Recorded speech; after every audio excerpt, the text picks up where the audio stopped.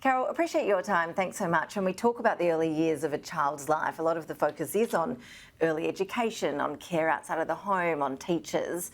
Do we need more of a focus on parents? I see that a survey you've conducted has found that Australian parents are really not feeling confident in their own parenting abilities.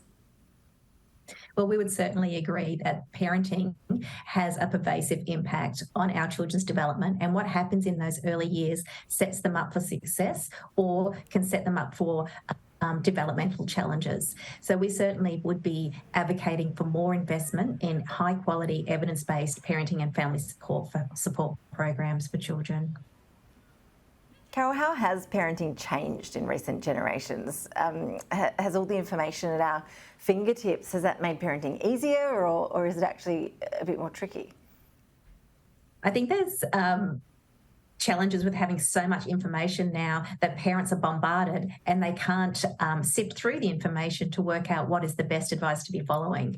So it's important that our governments are investing in evidence-based programs, and thankfully the Australian government has now made Triple P's online programs freely available across the nation, and that's a great first step for getting high quality parenting information out into the hands of every Australian family. The other challenges are the amount of stress that our families are under now. So we're hearing from parents that they're struggling, and they've been dealing with COVID, they've been dealing with natural disasters. And so there's growing levels of anxiety amongst the adults. They're doubting their abilities. They're not confident in what they're doing. They're not confident that they know how to respond to their children when challenging behaviour occurs. So with that, when parents are anxious, they're more likely to be inconsistent and less predictable, which is then problematic for children's development because children need safety, predictability, and to feel secure at home and to know that when they do something, whether it's a behaviour parents like or potentially a behaviour that's challenging, that their parents will respond calmly and in a way that helps to guide and teach their child towards the more appropriate skills.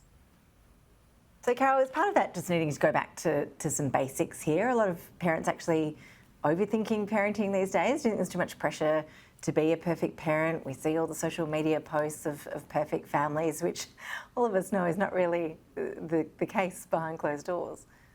Yeah, it's such a snapshot when you see those great Instagram posts and blogs or short videos of a happy family life and perfectly groomed children already and following parents' directions. And we all know that that's probably a very small percentage of what happens during the day. And what's really important for children and for parents is being able to set some limits and some routines and consistency. And so we're finding that parents are really struggling with those basic routines such as sleep and bedtime routines, eating and mealtime routines, and then getting out of the door in the morning to get off to early learning centres, school and work and so on. And if those key transitions, which happen every day, they're quite mundane really, that we have to go through them every day. If they're a challenge and a battle, and then parents and children aren't getting the sleep that they need, they're not getting the nutrition that they need, then they're not set up for a successful day. And this spiral just continues, and it can be very difficult to break. But there's really practical tips and strategies that we can share with families to help them set up these routines so that they're much more successful, the day starts calmly, everybody's happy and has the energy to take on their day. There's no doubt some children can be more difficult to manage than others. And after COVID, we've seen a lot of analysis about how the pandemic has affected our children, their behaviour, their social skills and emotional development. How big an issue is that now becoming? It is a really growing problem because we've had a couple of cohorts, a couple of year groups of children who've missed out completely on their early learning experiences in group settings. And that's where they learn a lot of those early social skills about how to get along with others, to negotiate, to problem solve, to take turns, to be patient. And we're playing a lot of catch up now to help those children develop those skills so that they can follow directions and get along with others. And we know the other key part is about our emotional regulation.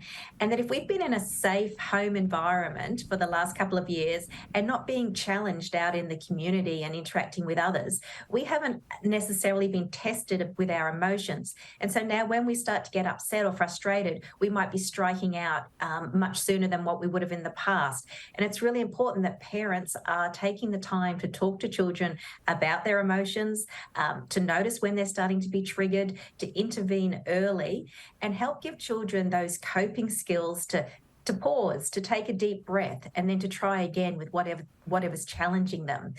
And we know that when children develop that capacity for self-regulation, which for some children can take a little bit longer than others, that those children are set up for being resilient and being able to cope with life's ups and downs, and whether that's starting school, meeting new people, dealing with COVID lockdowns and so on. So it's really important that we're tuning in now and supporting children to develop those self-regulation skills. Carol, Marky Dads, really appreciate your insights. Thanks so much for taking the time. Thank you.